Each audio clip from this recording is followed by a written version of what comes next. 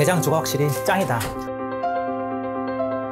반드시 중간 틈새 시장이 무조건 생깁니다.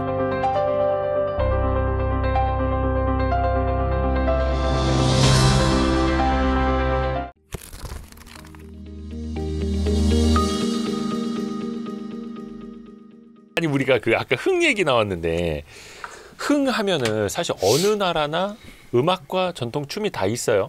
악기도 있고. 네. 근데 이제 21세기 2025년을 대입해서 보면 네. K-팝이 난리지 않습니까? 뭐 지금 갑자기 이렇게 됐죠. 아니 근데 이게 물론 이제 K-팝 작곡 잘해요. 칼군무 잘해요. 네. 아이돌들이 예능감도 출중하고 잘생겼고 춤도 잘 추고. 근데 그 비슷한 게 다른 나라에도 있거든요. 그럼요. 이게 어떻게 해서 특히 이제 서양까지 잘 통했을까? 물론 BTS가 만들어낸 게 참 크기는 합니다만 이 기원? 이유는 좀 어떻게 해석해 이게 주실까요? 흥하고는 달라요. 달라요? 네, 흥하고는 다릅니다. 왜냐하면 팝이라고 하는 건 K-팝이잖아요. 팝이라고 하는 것은 애초에 팝이라고 하는 말은 파퓰러라는 영어에서 나왔잖아요. 인기 있다, 대중적이다라는 단어로부터 나왔는데 대중적으로 두루 소비될 수 있는 음악의 그 상태를 팝이라고 하는 거예요. 그러니까 옛날에 서편제라는 영화가 있지만 서편제는 소백산맥 서쪽의 소리를 서편제라고 하고 그 경상도의 동쪽의 소리를 동편제라고 하죠. 소비 지역이 한정적이라는 점에서 동편제, 서편제는 현대적 의미의 팝이라고 하는 것은 파퓰러가 아니다. 파퓰러일 수는 있죠, 지역에서. 하지만 팝은 아니에요. 파퓰러일 수는 있어도 POP는 아니에요. 그러니까 그 서편제, 동편제는 팝까지는 아니다. 현대적 의미에는. 예. 그러니까 한 장르의 동일한 곡이 전국적으로 혹은 한 사람이 네. 한 명의 가수가 전국적으로 동시에 소비돼서 우리가 알고 있는 현대적 의미의 팝이 되려면 예. 기술이 개입돼야 돼요. 기술? 예, 음반이 유통돼. 음반으로 유통이 돼야 그것을 우리가 팝이라고 할 수가 있어요. 네네. 그러면 함경도 사람이든 경상남도 사람이든 다른 지역에서도 다른 들을 수 지역에서 예, 그러니까 함경도 사람들은 음반 전에는 그 지역의 명창의 소리를 들은 적은 있겠죠. 그러니까 만약에 서울에서 함경도 사람이랑 경상남도 사람이 만났어요. 예. 만나서 와, 그 판소리 가수 그 소리꾼 목소리 죽이지 않아라는 대화를 할 수가 없어요. 아 그러네요. 옛날엔. 근데 음반이 유통이 되면 그 사람 끝내주지 않아라는 대화를 같이 할 수가 있어요. 그렇죠. 이걸 팝이라고 하는 거예요. 이게 제대로 된 팝의 정의에 가깝다라고 생각을 하시면 돼요. 그래서 진정한 K-팝의 시작은 경기 민요 창부들, 우리가 프리마돈나를 창부라고 하죠. 노래 부를 창에 여인 부자를 써가지고 예, 여성 가수 이 창부들이 이 경기 민요, 여기서 경기 민요의 범위는요 그냥 경기도가 아니에요. 서울 경기, 그 당시 경기는 개성까지 감싸고 있죠. 그리고 양주는 뭐냐면 옛날에 양주, 조선시대 일제강점기에 양주군은 지금의 양주와 의정부와 남양주와 구리시와 서울의 중랑구까지를 포함하거든요. 그 광활한 지역, 그 다음에 충청도까지가 경기 민요 권역. 그러니까 왜 경기 민요가 최초에 우리나라에서 팝이 됐냐? 네. 호불호를 덜 타요. 가장 광활한 지역에서, 게다가 중부 지역에서. 그러니까 남부 지역과 북부 지역 사람들은 서로 호불호가 갈릴 가능성이 큰 반면 남부 지역과 중부 지역도, 중부 지역과 북부 지역도 호불호가 탈 가능성이 그보다 적죠. 네네. 예, 지역적으로 양쪽에 가까우니까. 그래서 이 경기 민요 가수들, 창부들이 음반 취입을 1920년대 30년대부터 일제강점기에 하면서 전국적으로 소비되는 대표적인 경기 민요 넘버들이 생겨나게 됩니다. 그 국악소녀 송소희, 지금은 더 이상 그분이 소녀가 아닙니다만 예, 국악 처자가 됐죠. 예. 이 베스트 넘버가 태평가. 이때 K-팝이 처음 시작된 경기 민요로서 시작됐을 때 가장 전국적으로 인기를 끌었던 게 지금도 경기 민요 대표 넘버들입니다. 태평가, 청춘가. 이것들은 지금처럼 몇 분에 딱 끊어져요. 노래 한 곡이. 음반 취입하기 좋은 구조인 거예요. 몇 분에 딱 끊어지고 1절에 있고 2절에 있고 좀 더 한 곡길이를 한 6분까지 느릴까 하면 3절까지 하면 되고 후렴구가 있죠. 네. 예. 후렴구가 있고 우리나라 K-팝 역사상 그렇기 때문에 가장 중요하고 역사적으로 결정력이 있는 후렴구는 니나노, 그다음에 닐리리아. 아, 그게 경기 민요. 네, 경기 민요의 후렴구예요. 닐리리아 니나노. 누구나 따라할 수 있는. 누구나 따라할 수 있고 다 같이 부를 수 있는 후렴구가 여기서 나타나게. 그리고 이 후렴구라고 하는 게 형식화되는 게 우리나라 가요사에 처음 생기죠. 그래서 경기 민요는 아니더라도 그 뒤에 트로트가 됐든 발라드가 됐든. 예. 그래서 우리나라는 이 K-팝의 특징은 후렴구가 다른 국가의 노래 장르에도 후렴구는 많아요. 하지만 가장 후렴구가 기계적이고 엄밀하게 또 필수적으로 구성되어 있는 게 또 K-팝의 특징인데 이 특징은 경기 민요서부터 나. 지금 K-팝의 특징이 경기 민요 때부터 나왔다. 네, 나온 부분이 있고 그리고 되게 재밌죠. 이게 1950년대 후반에서 60년대 중초반이 되면 또 이 그 서양 리듬 중에 라틴 중남미에서 유행한 그 mambo라는 게 들어오게 됩니다. 네. 예, 춤곡의 장르인데 김정혜 선생님이 불렀던 게 아마 이때가 1957년인가요? 발표되는 게 닐리리 mambo. 닐리리 그러면 mambo. 만보에다가 경기 민요의 닐리리를 합한 거예요? 그렇죠. 예. 야, 그리고 예, 그다음에 그 mambo 타령이라는 노래도 있어요. mambo라는 단어와 타령이라는 단어가 합쳐져 있어요. 예. 굉장히 서구적이면서도 도석적인 이런 게 섞이는 과정들을 동서양의 만남. 예, 동성이 만나면 이렇게 섞이면서 한국적 취향이라는 게 생기는 과정들이 이렇게 생긴단 말이에요. 그래서 이 경기 민요의 유행이 트로트 유행으로 자연스럽게 넘어가게 됩니다. 자, 트로트는 네. 그리고 엔카는 예. 엔카는 일본 트로트로 엔카라고 예. 한국 엔카를 트로트라고 부르죠. 트로트와 엔카는 굉장히 어떤 점에서 특수하냐면 한국 사람은 트로트는 일본 엔카에서 왔지 일본 사람들은 엔카는 한국 트로트에서 왔지 응? 서로가 원조의 자격을 떠넘기는 매우 특수한 장르가 엔카 혹은 트로트예요. 예? 굉장히 특수한 얘기죠. 이게 왜 그러냐면 일본 엔카의 아버지라고 불리는 사람이야. 지금 엔카의 형식을 만든 사람이에요. 이 사람이 코가 마사오입니다. 코가 마사오란 사람은요. 히키 아게샤예요. 예? 히키 아게샤는 어떤 사람 뜻하냐면 네. 원래는 일본인이지만 일제강점기 때 일본 제국주의 시절에 조선이든 대만이든 만주든 일제의 식민지에서 나고 자라거나 혹은 어릴 때부터 자라거나 기반이 그 식민지에 있던 사람. 이 사람들이 일제가 미국에 핵폭탄 2발 맞고 패망하고 난 다음에 무일푼이 돼서 그냥 거짓대가 돼가지고 일본 본국에 되돌아가야 되잖아요. 이 사람들이 히키 아게샤라고 불렀단 말이에요. 코가 마사오는 히키 아게샤였어. 물론 조선에서 태어나진 않았지만 굉장히 어렸을 때 부모님을 따라서 조선에 온 다음에 조선에서 성인이 된 후에 일제가 패망하고 일본에 가게 돼. 이 사람의 모교가 설린상고입니다. 설린 인터넷 고등학교 현재. 예. 예. 그리고 설린상고에 가면 시계탑이 있는데요. 이 시계탑은 코가 마사오가 기증한 겁니다. 코가 마사오는 어릴 때부터 음악에 재능이 있었는데요. 코가 마사오가 성장기 자라는 내내 가장 큰 영향을 이 사람한테 준 음악이 경기 민요예요. 그러니까 코가 마사오가 일본 엔카의 뿌리 같은 사람이에요? 네, 맞습니다. 현대 엔카에. 현대 엔카. 그러니까 엔카 자체는 서양 리듬을 갖고 온 현대곡을 원래는 엔카라고 부르는데 코가 마사오 이전의 엔카는 그냥 다른 장르라고 할 정도로 그냥 아예 달라.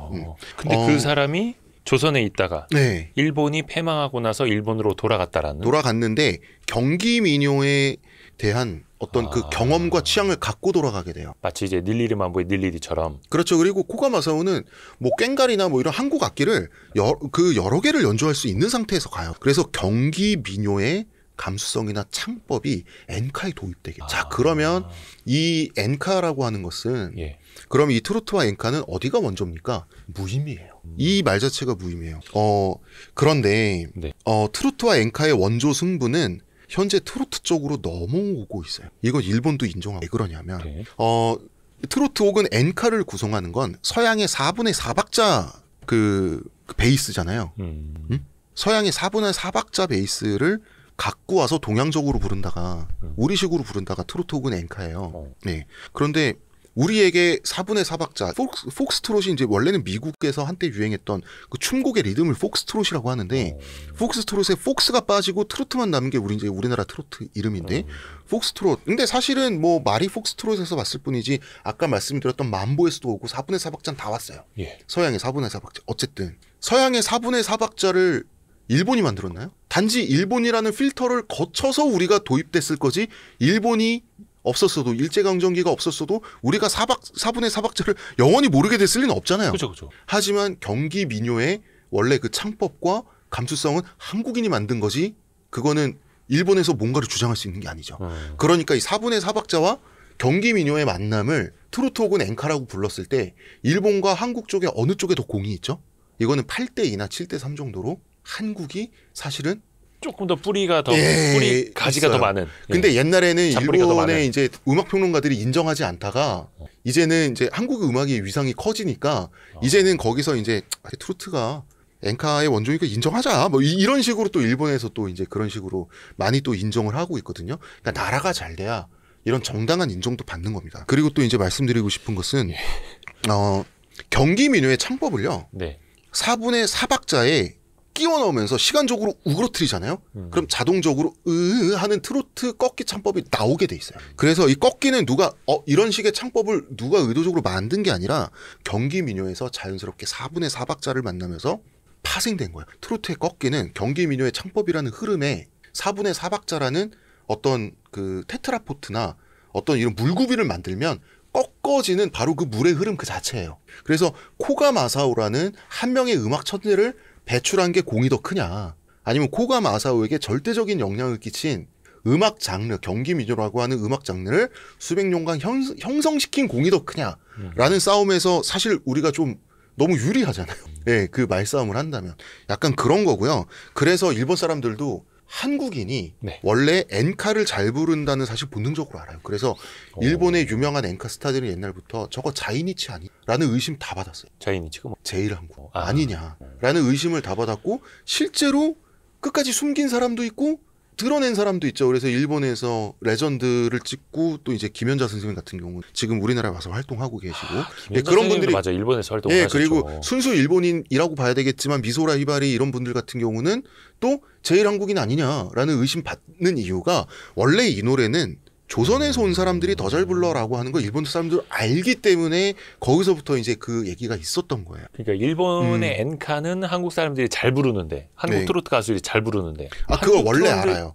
그리고 트로트를 또 엔카 가수들이 부르는 경우는 별로 못 보잖아요. 아니 옛날에 우리나라 트로트 엔카 가수들이 많이 그러니까 그 일본 곡도 우리가 많이 가져왔고 우리는 돌아와요 부산항에 이런 거 다 미소라 히브리가 다 부르고 막 이렇게 많이 갔어요. 그래서 그 팝에 있어서 한류 1기라고 하는 것은 일본에서 성공했던 노란샤스의 사나이 뭐 이런 한국곡, 그 다음에 일본에서도 성공했던 제일 한국인 혹은 그냥 한국인이 가서 성공했던 우리 한국인들 이런 분들이 사실은 1기 내지는 0기라고 할 수 있고, 다시 말씀드리지만 그 트로트와 엔카의 원조 논란은 사실은 무의미한데 굳이 의미를 찾자고 붙으면 트로트가 8대2나 7대3 정도로 트로트의 승이다.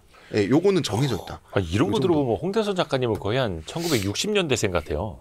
네? 거의 60년대생 아니고선 이런 거 알기 힘든데. 제가 취향이 올드합니다. 그러니까 그 옛날 노래 제목들 쭉쭉 나오고. 제가 취향이 올드해요. 제 취미가 뭔지 아십니까? 제 친구들은 다 저한테 너도 골프 좀 치라고, 너 왜 골프를 안 치냐고 막 이러거든요. 네. 저는 골프 칠 시간에 서예를 합니다. 80년대생이시죠? 아니, 저 70년대생입니다. 그러세요? 네. 저는 80년대생으로 봤는데. 저는 동안이십니다. 잘생긴 한국인. 이상한 말씀하지 마시고요. 왜냐하면 제가 귀가 얇기 때문에 그런 거에서부터 제가 좀 저를 보호를 해야 돼요. 제 취향이 되게 올드해요. 왜냐하면 저희 부모님하고 일가 친척분들이 제 또래 친구들보다 나이가 너무 많으셔가지고 제가 굉장히 올드해요. 저는 아직도 진간장이라고 안 불러요. 저 매간장이라고 부릅니다. 저는 아직도 국간장을 조선간장이라고 부릅니다. 옛날 사람이에요. 저. 그러니까 또 역사에도 강하시고, 아까 우리가 그 흥에 강한 민족 이런 것도 이야기를 했고 음악에 대해서도 이야기를 했는데 아까 그래서 한국 사람은 억지로 막 도파민을 만들어내면서 생존을 해왔다라는 이야기도 했잖아요. 네. 또 요즘이 도파민의 시대 아닙니까? 그렇죠. 이 영상도 사람들이 거의 AI로 요약해서 볼 수도 있어요. 아니면 쇼츠만 많이 터질 수도 있어. 드라마도 쇼폼이 대세라고 하고 영상도 쇼츠가 대세지 않습니까? 그러면 이게 한국 사람들한테 더 잘 맞는 도파민의 시대에 더 유리한 한국인일 수도 있을까요? 유리하지 않고 더 불리할 것 같아요. 불리해요. 왜냐하면 그 쇼폼이 너무 도파민을 자극을 하는데 거기에 전 한국인들이 잘 맞는데 그 잘 맞는다는 게 어떤 의미로 잘 맞는 취약하다라고 취약. 도파민, 인공적 도파민 어떤 그런 뿜뿜 그런 거에 굉장히 취약하다라고 생각해서 전 한국인이 지능은 전 세계에서 제일 높지만 진짜 그 시청자 여러분들 오해하시면 안 되는 게 한국인의 지능이 제일 높다는 건 수많은 지금까지의 IQ, 평균 IQ 검색에 그냥 이거는 그냥 통계에 나온 거 그냥 있는 대로 읊는 것 뿐이에요. 지능은 높지만 지능과 지혜는 다르잖아요. 한국인들은 주식 투자할 때도 도박적인 투자라는 걸로 강하죠. 유명해서 외국인, 미국에서도. 우리보다 평균 IQ는 낮은 외국인 투자자들과의 싸움에서 언제나 우리나라 개미들은 털리고 우리나라 한국의 국부가 언제나 유출되죠. 되게 똑똑한데 지능과 지혜는 다른 거예요. 참을성이 없는 거예요. 그리고 한국인은 도박과 마약에 지기 취약하죠. 맞아요. 중독되는 사람들도 많고. 네. 사실 도박 마약 한국인처럼 그렇게 쉽게 중독되기도 쉽지 않아요. 외국인들 보면. 굉장히 우리가 도파민에 취약해요. 한국인들이 도파민 중독이라는 것은 우리가 도파민 중독인 거를 잘 이용할 필요도 있지만 도파민을 경계할 필요도 같이 있잖아요. 그래서 저는 쇼폼 시대에 한국인들이 조금 이런 부분들을 좀 생각을 했으면 좋겠다라는 마음. 그러니까 그 치열하게 생존을 하면서 네. 흥이 또 많을 수밖에 없는, 그래야만 살아남았던 대한민국 사람들이 네. 도파민을 더 많이 느껴야만 하고, 그게 또 필요했으니 짧게 자주 오는 그런 쇼폼도 그렇고 쇼츠도 그렇고 네. 도박 마약에 대한 유혹, 또 네. 이제 투자로 따지면 네. 이제 막 단타, 투기, 그렇다고 인내심 길러 취약하다. 책 많이 읽어 이런 얘기하면 우리가 너무 꼰대 같잖아요. 예. 그렇지만 우리가 취약한 건 맞다. 여기까지만 얘기해도 예, 어느 정도 전달력은 있을 것 같아요. 와, 아니 왜냐면 이게 되게 생각해볼 부분이 되게 큰 게, 네. 우리나라 투자자들의 그런 투자 행태도 그렇고 주식 보유 기간도 굉장히 짧고 되게 유명하지 않습니까? 네. 아, 근데 그 기원이 있다라는 거, 한국인은 누구인가, 네. 왜 그럴 수밖에 없는가를 이해한다면 이제 조금 더 그런 부분은 보완해 나갈 수 있는 거잖아요. 그렇죠. 그러니까 우리가 생각하는 장점과 단점이 따로 떨어져 있어요. 단점은 버리고 장점을 취하자. 이렇게 쉬운 말이 어디 있어요. 그 도파민 중독이 한국인을 주식에서 언제나 실패하게 만들면서 그 도파민 중독이 산업화 세대와 민주화 세대로 하여금 세계에서 가장 빠른 산업화와 민주화를 이루어서 자유롭고 잘 사는 나라를 우리 세대부터의 그 세대에게 주기도 했잖아요. 그러니까 이것을 우리가 동시에 볼 줄 알아야 복합적이고 통시적으로 우리가 통찰을 한다라고 할 수 있는 것이, 예, 야 이건 뭐 좋은 거는 좋은 거니까, 야 이거 좋은 거는 지켜나가고 나쁜 건 없애자고 말을 누가 못합니다. 오늘도 또 한번 그 통찰을 배웠습니다. 한국인의 탄생의 저자 홍대선 작가 통해서 많이 배웠습니다. 자, 그러면은 시청자, 이건 제가 말하기 그러니까요. 네. 시청자 여러분들이 한국인의 탄생을 어떻게 해야겠죠? 한국인의 탄생을 사서 보십시오. 예, 그래야지 우리가 또 홍대선 작가님 통해서 좋은 말씀을 많이 들을 수 있습니다. 한국인의 탄생은 또 거의 뭐 이거는 뭐 10년 몇십 년 계속해서 또 재개정돼서 또 후속작이 나올 수밖에 없어서 저도 빨리 열심히 쓰십시오. 도파민 드릴게요. 홍대선 작가였습니다. 고맙습니다. 이 쓰는 과정에서 도파민이 안 나오더라고요. 네, 감사합니다. 고생하셨습니다. 네, 감사합니다. 고생하셨습니다.